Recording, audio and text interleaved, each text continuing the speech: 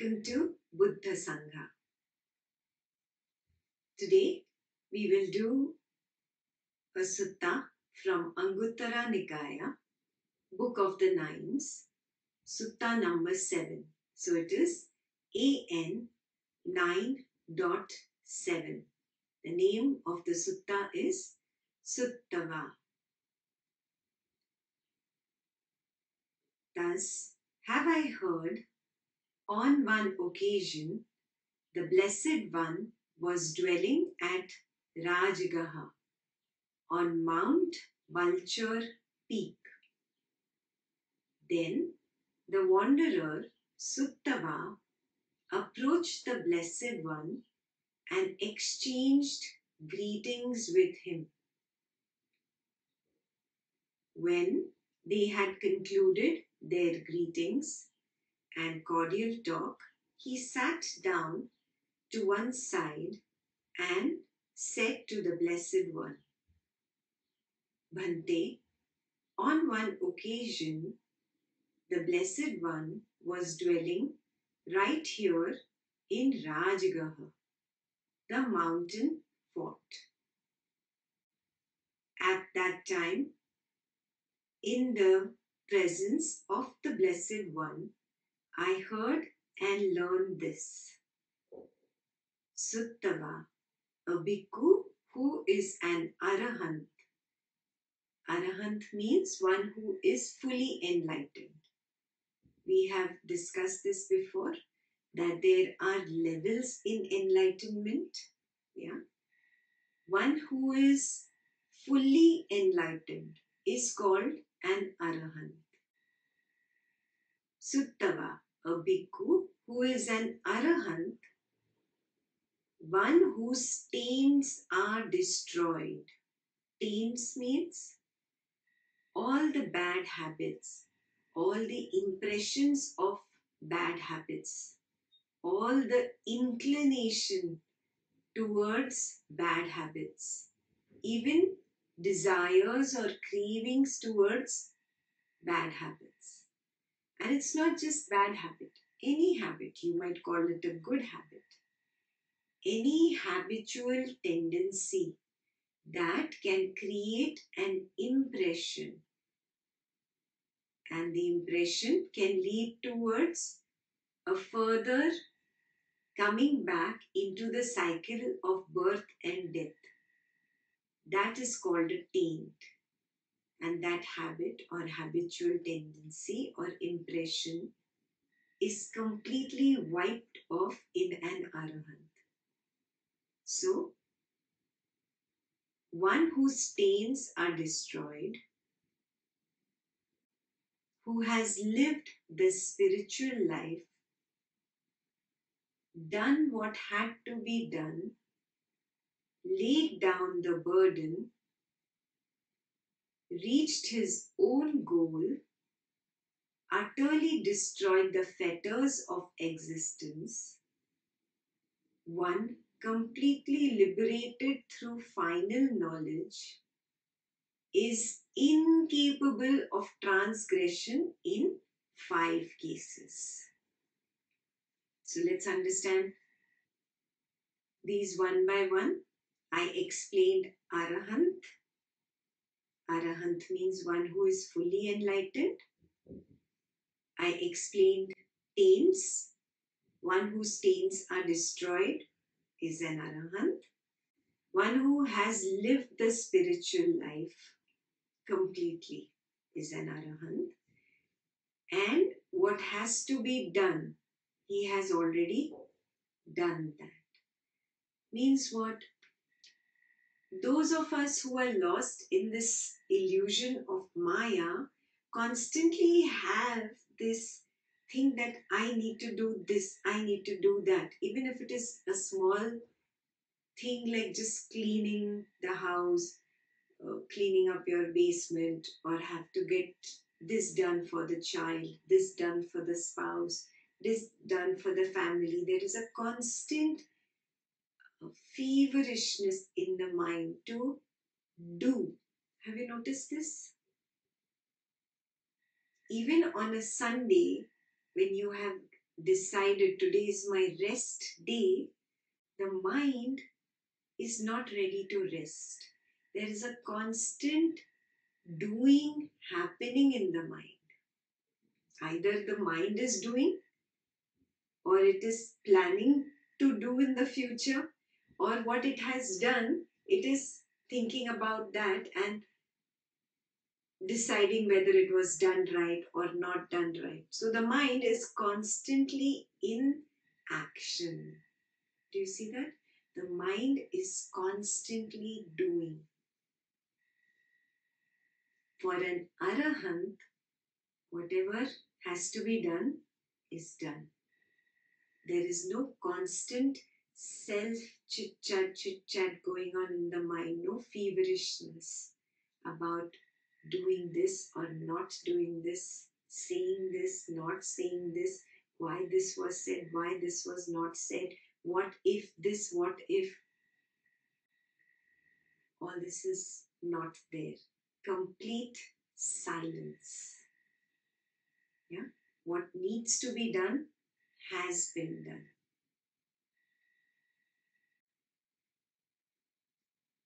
Laid down the burden. Again, understand that life, thoughts, emotions, constantly being lost in cravings and aversions, all this is a big burden.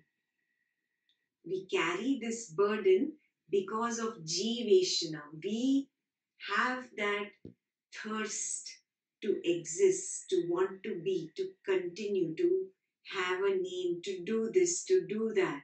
There is a constant craving to be, to exist.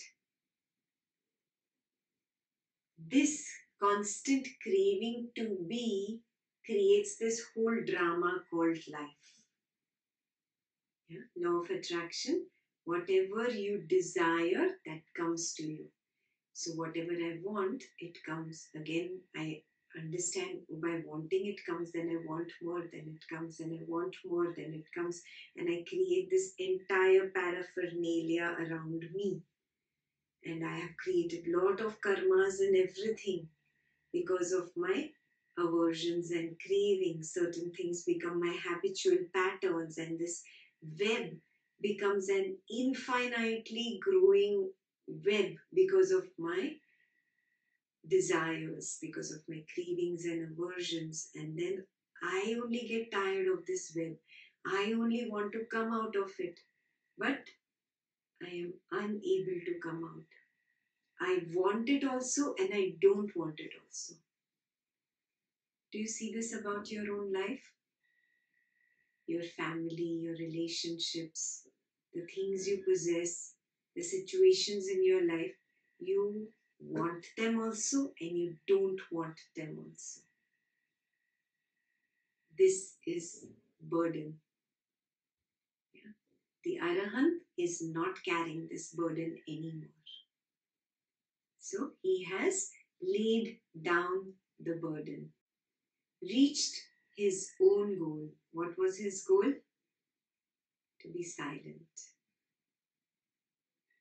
To be able to retract from this web of samsara that he has only created and let it be what it is.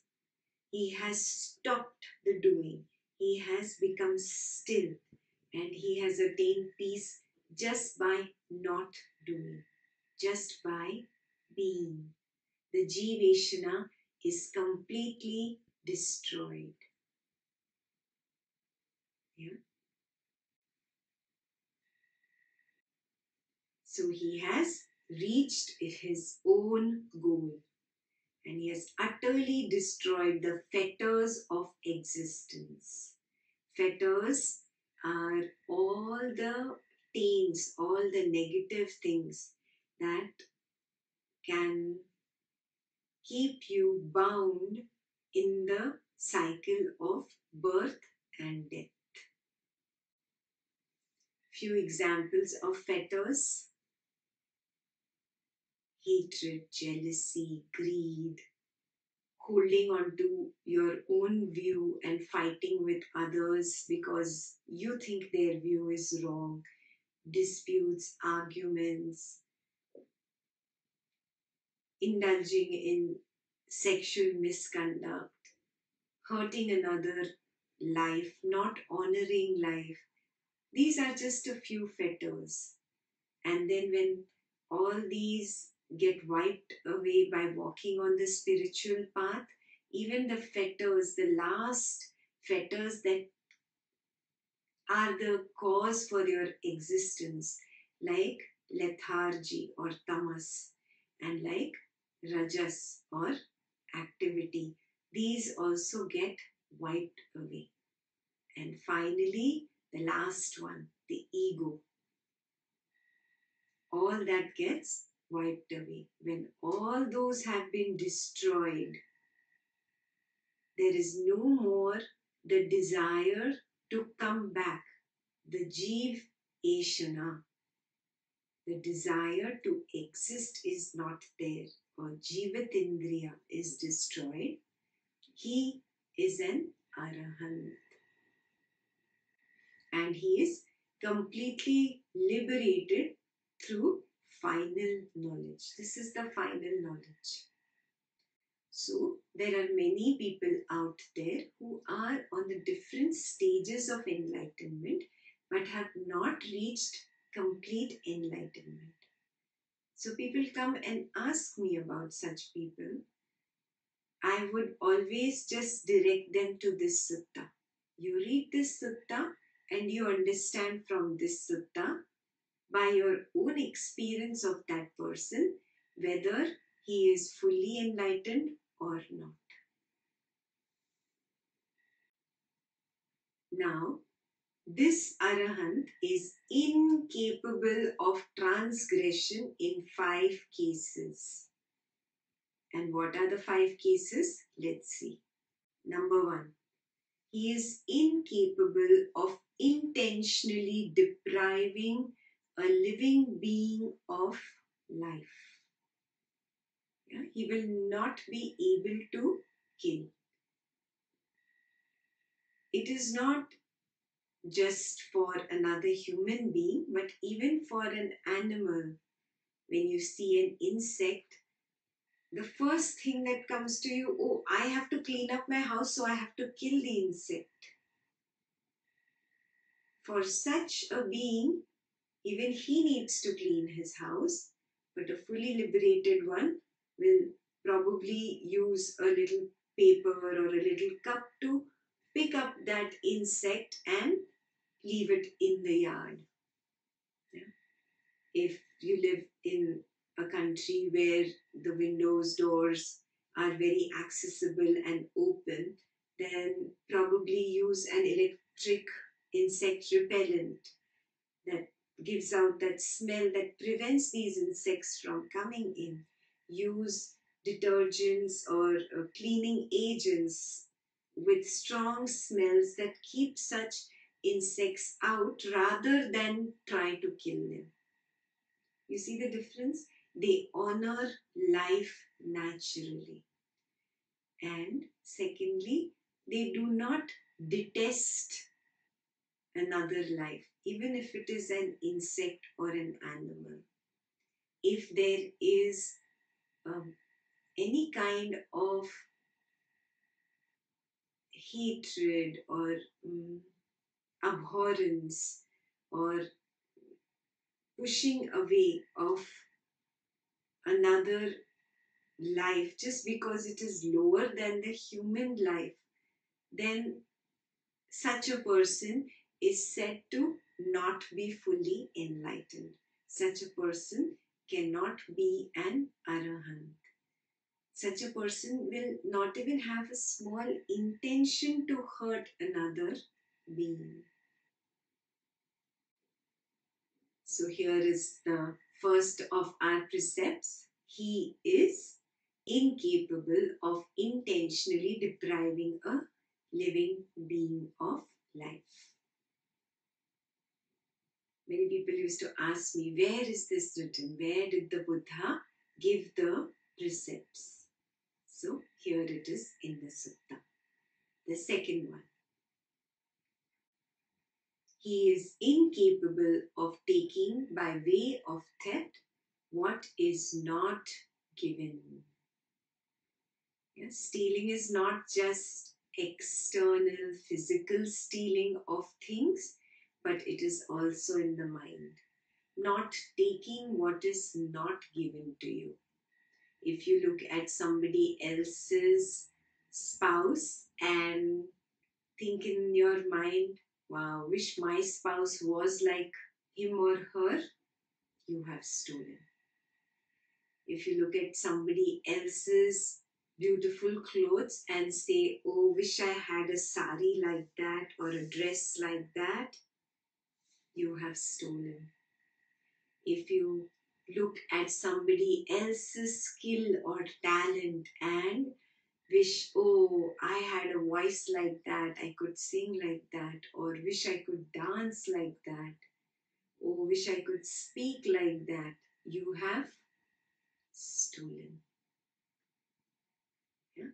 Not even having the intention in the mind to take what has not been given. Yeah, this leads to a deeper point where I am content with what is. This piece of life that has been endowed to me. This is sufficient. The way it is, I honor life. I do not want to put my own opinions and ideas how this life could have been better than what the universe decided to give me. I am not saying here to not work hard in your specific field. Of course, you do your best. You always work hard, do things right, but don't put a condition on life and don't keep um, begging and bickering in your mind, cribbing in your mind that wish you had this and why do you not have that? That is stealing. Yeah, that is equal to discontentedness. You are the reason that you are discontent. It is not anybody else. Nobody has been created perfect. Everybody has been given different sets of talents, skills, um, whatever possessions, etc. But if you want somebody else's talent, you are increasing discontent in your life. Do you see this? You be content with what is in this little bundle that I am, and then I honor this, I nurture this, I work with this, I enhance this to its most beautiful blossoming potential. Respecting your own self is equal to non stealing. Ask yourself, do you respect yourself 100%?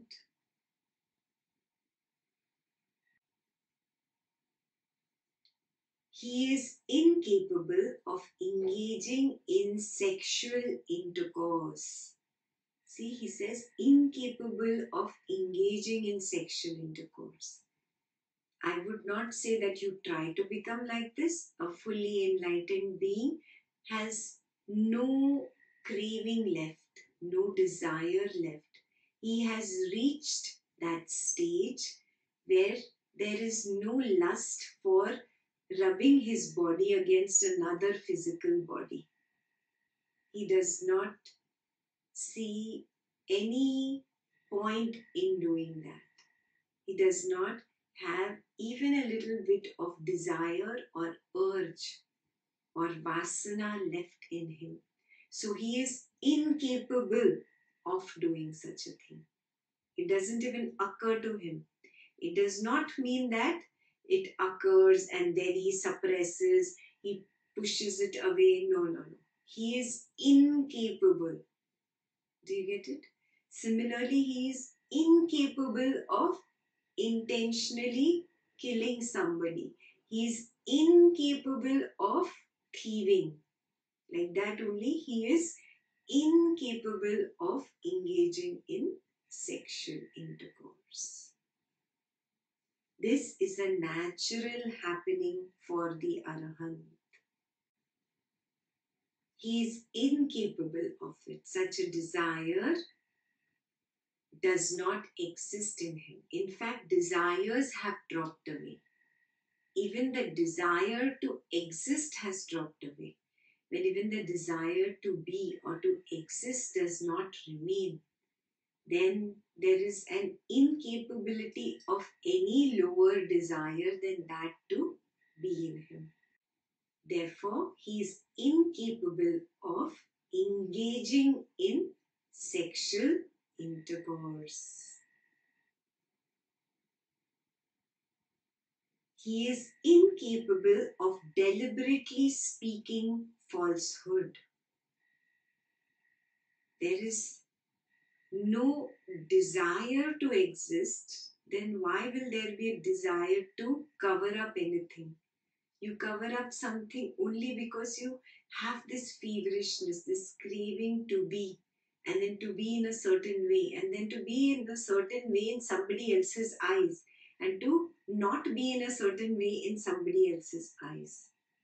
Do you see this? The core desire in you is to be, to exist in some way. That itself has been wiped off in an Arahant. When that itself has been wiped off in an Arahant, there is no desire to speak falsehood.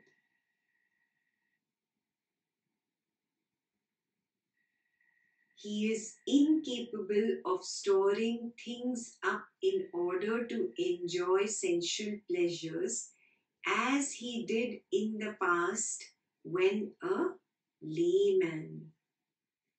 Storing things, you might think, I don't store things, but you do look around in your own house. You have furniture, you have a bed, you have a kitchen, you have groceries sitting in the refrigerator. You have stored everything. You have planned for your winters and for autumn and for summer, for spring. There are plans. Everything is in order so that life goes on. Again, this is not an advice for you to stop storing. We are just talking about what naturally happens at Arahanthood or at the fully liberated level. So all this Sutava is telling Blessed One that he had heard this from the Blessed One. Bhante, did I hear that correctly from the Blessed One? Grasp it correctly? Attend to it correctly? Remember it correctly? Yes, Sutava, you have heard that correctly, grasped it correctly, attended to it correctly, remembered it correctly. In the past, Sutava, and also now, I say thus, a bhikkhu who is an arahant, one whose stains are destroyed, we go back up, who has lived the spiritual life, done what had to be done, laid down the burden, reached his own goal, utterly destroyed the fetters of existence, one completely liberated through final knowledge, is incapable of transgression in 9 cases. Okay? So, the Blessed One is saying, yes, I have said this, but those were 9 cases, not 5. Now, let's see what are these 9. 1. He is incapable of intentionally depriving a living being of life. 2. He is incapable of taking by way of theft what is not given. 3. He is incapable of engaging in sexual intercourse. 4. He is incapable of deliberately speaking falsehood. 5.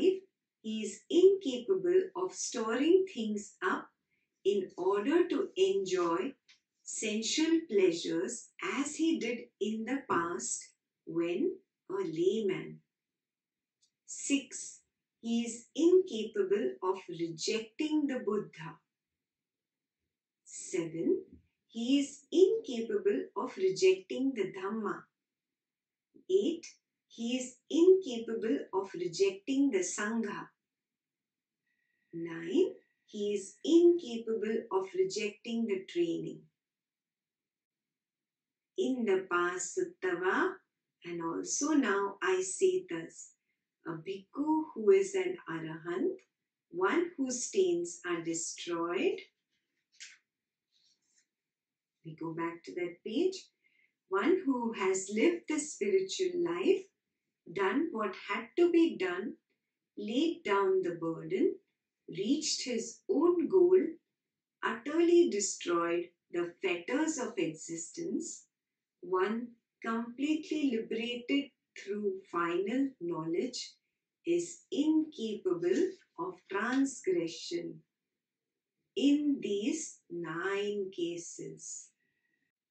So the last 4 that were missing were, he is incapable of rejecting the Buddha, incapable of rejecting the Dhamma, incapable of rejecting the Sangha, and incapable of rejecting the training. So now let's discuss number 6. He is incapable of rejecting the Buddha. Buddha saying that he's in an arahant is incapable of rejecting the Buddha seems so conceited, isn't it?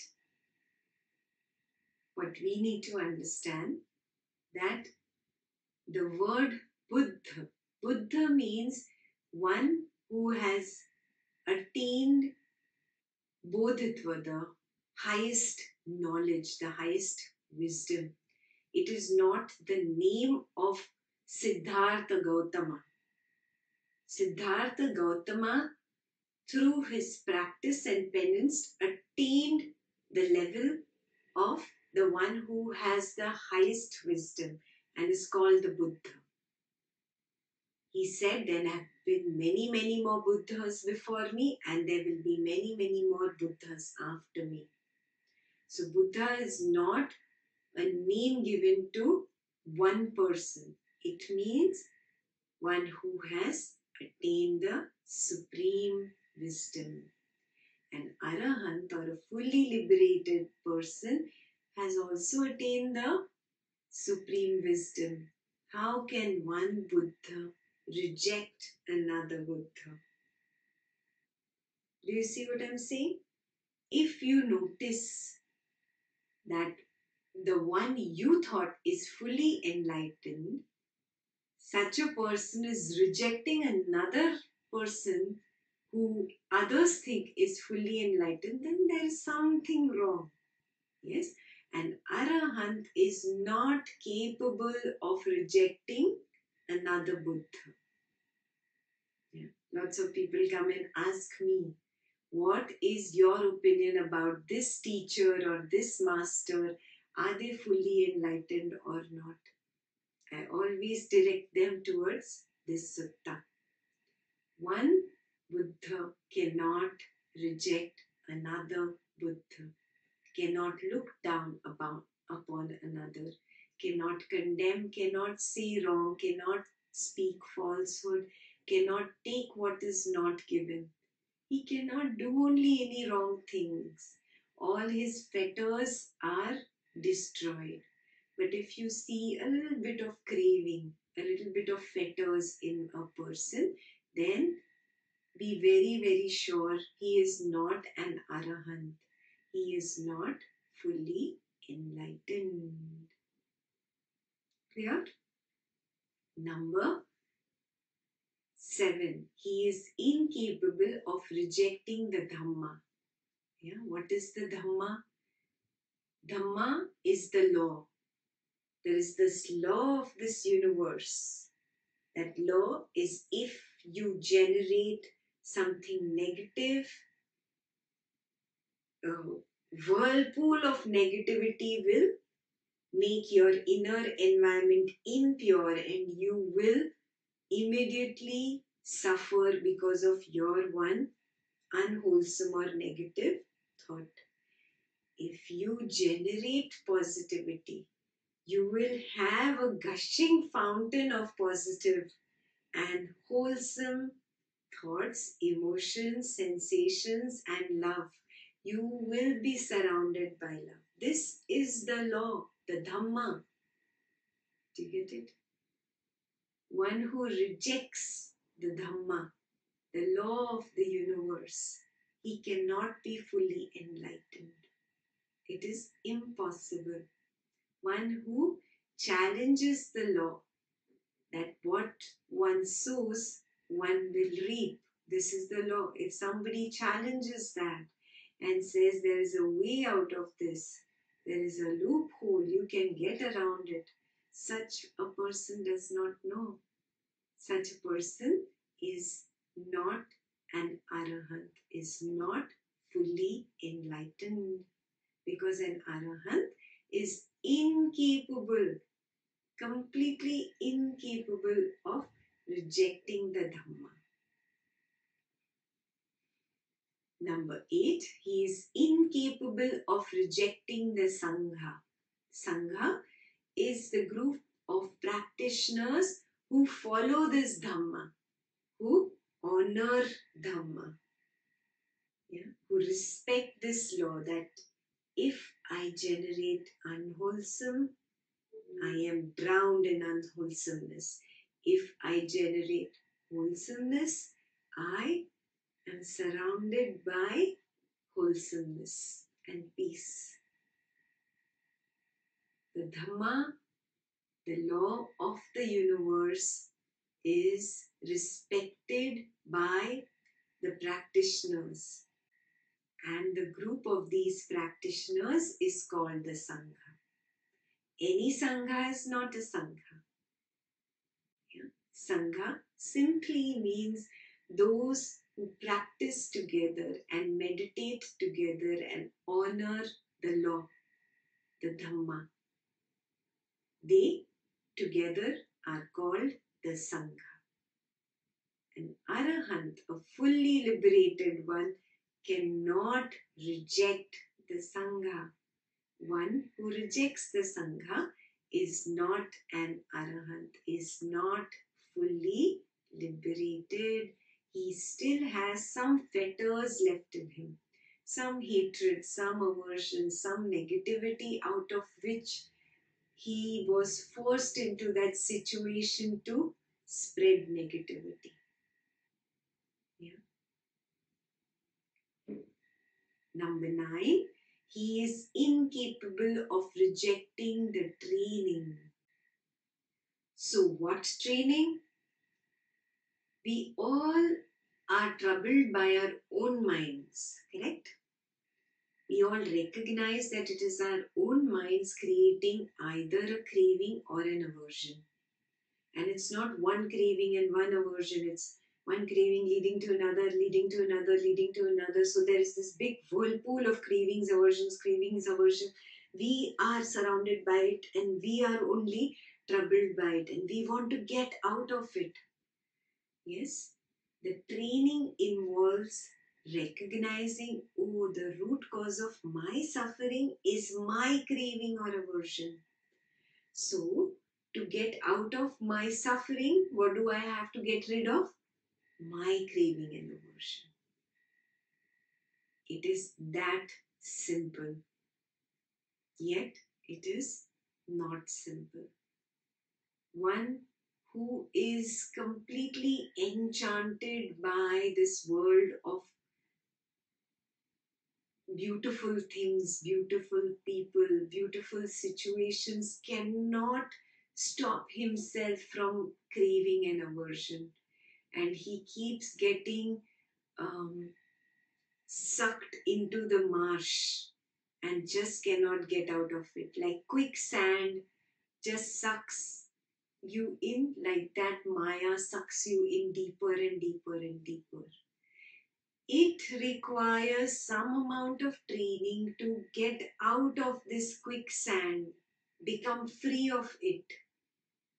Yeah, to become disenchanted is a skill, and an arahant or a fully liberated one will teach you this, will teach you a way out of cravings and aversions. He cannot reject such a training.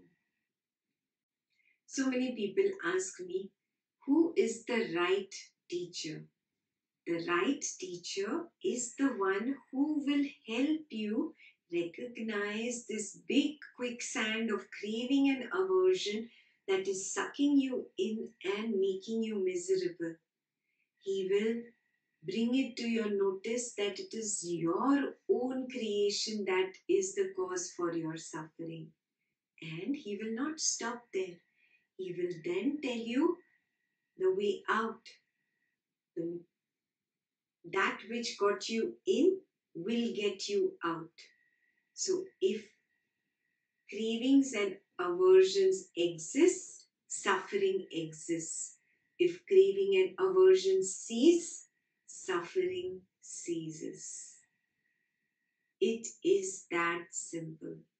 And if the teacher you are with is not helping you on this front, then he is not the right teacher for you. The right teacher is the one who will never reject the training of how to get out of cravings and aversions and end misery. So, these are the 9 cases in which an arahant will never transgress. Means he will always win. You will always see these 9 qualities in an arahant or a fully enlightened one. So this is a beautiful sutta by Sutava. He brings to us a very important knowledge that would probably help all of us who are walking on the spiritual path. Keep chugging, keep walking. Do not believe me, do not believe Buddha. You experiment with your own mind and you arrive at your own truth. Apo Dipo Bhava. Be your own